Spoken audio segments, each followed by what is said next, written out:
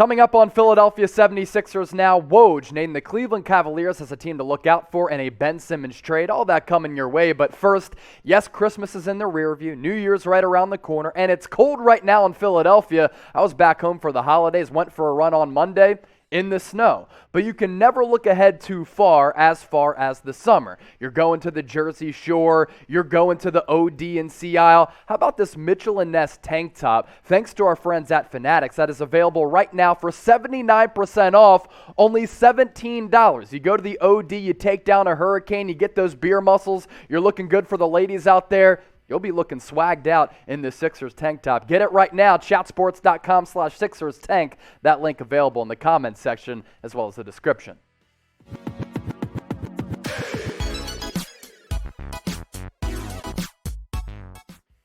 Welcome into Philadelphia 76ers Now by Chat Sports. I'm your host, Chase Senior. Make sure you subscribe to the channel for the best, most consistent, most entertaining Sixers coverage right here on YouTube. It's Philadelphia 76ers Now by Chat Sports. Hope all of you had a great holiday weekend. For those of you who celebrate Christmas, a Merry Christmas to you. What's coming up on today's show? Well, Adrian Wojnarowski over the weekend with a report that the Cleveland Cavaliers, a team to look out for as far as a Ben Simmons trade destination, but I'm not buying it because for Cleveland, who is ahead of the Philadelphia 76ers in the Eastern Conference standings, they've been one of the surprise teams in the NBA this year, and I don't think it makes any sense for them to part with some of their young players for Ben Simmons, the malcontent that he is. As far as that report from Woj, here's what he had to say over the weekend. Quote, I think you'll start to see the 76ers re-engage teams. Certainly he is no closer to agreeing to come back to play for Philly, and they don't have any real traction on a trade yet. But here's an interesting team to watch.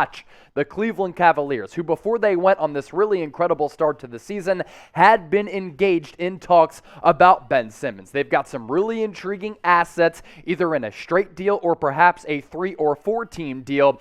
It was reported earlier JB Bickerstaff agreeing to a new extension today through 2026-27. This is a team in Cleveland that's just got a game out of third place. It will be interesting to see if Cleveland re-engages as a team that I think is built for long-term success with all of their young players. Ben Simmons is only 25 years old. He does fit into the timeline of that team. My question when I see this report from Woj, why would the Cleveland Cavaliers make a deal right now? That's why I think that this isn't realistic, that they're going to be players in a Ben Simmons trade, because they're off to a really good start to the season. Darius Garland is playing like an all-star point guard in the Eastern Conference. They have a bevy of young assets on this roster. They're clearly building for the future, but have a good team that can compete right now. It doesn't make sense to part with any of those really good players to bring in Ben Simmons to mess with that chemistry. Shout out to JB Bickerstaff, who's doing a great job, and Kobe Altman, the general manager for the Cavaliers, for assembling this current construction of this roster, which has been very good and very impressive, somewhat surprising to start the 2021-2022 campaign. So do you think Ben Simmons will get dealt leading up to the February 10th NBA trade deadline? I can guarantee you this, we're going to have you covered with all of the best Sixers coverage heading into the NBA trade deadline. Another reason why you got to hit that red subscribe button down below. But type T for he's going to be traded. Type SMH, shaking my head for no. Get those votes in the comment section down below. As I mentioned off the top, this deal, it sounds fake, but it's real. And we don't pass along fake news here on 76ers Now. The 76ers Mitchell & Ness tank top available 79% off for only $17. Here's the deal though, you got to use that link down below, chatsports.com/Sixers tank. As I mentioned, you're looking ahead to the summer. You got to get that beach bod in shape. You're headed to the Jersey Shore, Wildwood, Ocean City, Sea Isle, whatever your preference is. You're going out late at night after spending a whole day on the beach. You want to go to the OD and Sea Isle, Ocean Drive. Maybe you'll see Jason Kelsey there as he rocks his Eagles tank top, rock a fresh Sixers tank top. And this deal, insane. $17 for this Mitchell & Ness gear. As for the Cleveland Cavaliers assets. I broke them down into 2 tiers. This is a really good basketball team, folks, with a lot of good young pieces on this roster, as I mentioned. So they have some tier 1 assets, and I think these guys are untouchable right now. Darius Garland averaging 19.5 points per game. I think he's been one of the best point guards in the Eastern Conference. Evan Mobley has the potential to be the best player in the 2021 NBA draft class. He has had shades of Chris Bosh and Giannis early on because he can guard multiple positions, and he's only going to continue to grow as an offensive player. Jarrett Allen signed that $100 million deal this offseason, and you're like, that's a lot of money for a shot blocker, good defender who is limited offensively. He's having the best year of his career. Once again, good job by Kobe Altman for looking ahead to see his potential, averaging 17 points per, really good rebounder and a shot blocker. And Collin Sexton, a really good asset, but here's the problem. He's out for the rest of the season, so for the Sixers, they're trying to compete in this championship window that exists right now. They're not going to make a trade for Collin Sexton because he cannot help Philadelphia alongside Joel Embiid this season. As for the tier 2 assets, players that are more realistic, Issac Okoro, having a really good year as a 3-and-D guy, very good defender, can stretch the floor a little bit and do a couple of things offensively. Lauri Markkanen, I think, is a on-court clash with Joel Embiid in terms of a stylistic fit, but he is averaging around 14 per. Cedi Osman, solid player who can come in off the bench, but not a player who moves the needle in a Ben Simmons trade. And Kevin Love, astronomical salary, having a decent bounce-back year. Would have been kind of nice to have him prior to the year as a guy who can play a little 5 and stretch 4, but at this point, considering his salary, I'm good. As I mentioned, Collin Sexton out for the rest of the season.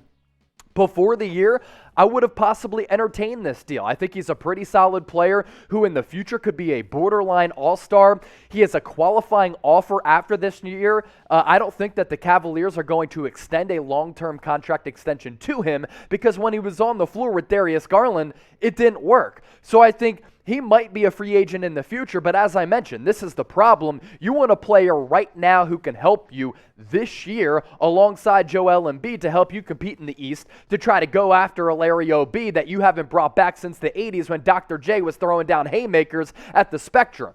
You can't bring in Collin Sexton now because he can't help you right now. As for Darius Garland, I love what I've seen out of him. A lot of people were high on him coming out of Vanderbilt a few years ago. There were some Kyrie Irving comps, and I didn't really like that at the time. I don't like it now. What I do know, Darius Garland is a really good player, and there is absolutely zero chance that the Cavs elect to trade him away. Now, there were rumblings before the year of the Sixers and Cavaliers having some conversations. Ben Simmons to Cleveland for Garland and Kevin Love.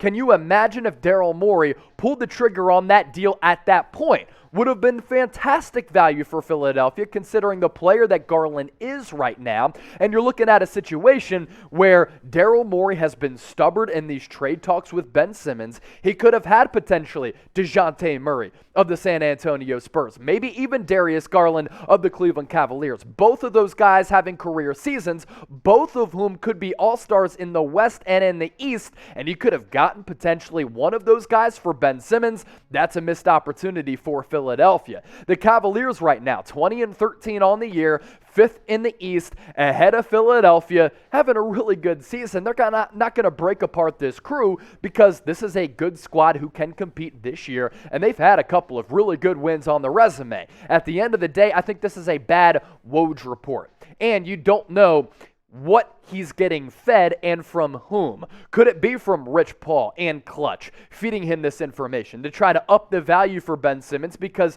trade talks have been stagnant? I lean on that side as compared to the other side. This is a bad Woj report, and at the end of the day, it doesn't make sense. You know what's funny? People are still going to get in the comment section saying, Chase, this isn't realistic at all. You're a fraud for thinking it's a possibility. Well, for the real ones who stuck along and watched this video up to this point, this trade ain't happening. I'm keeping it at a buck and telling you right now, and the haters can hate in the comment section. It's all good. I knew what I was getting into when I was getting into this industry. What's your dream Ben Simmons trade scenario? Your opportunity to let me know and sound off in the comment section. Give me some players. Give me some trade proposals. Hit me up and shout me out in the comments section, and make sure you subscribe to the channel because nobody's growing as quickly as we are growing here on 76ers Now, and nobody's doing what we're doing here on the channel.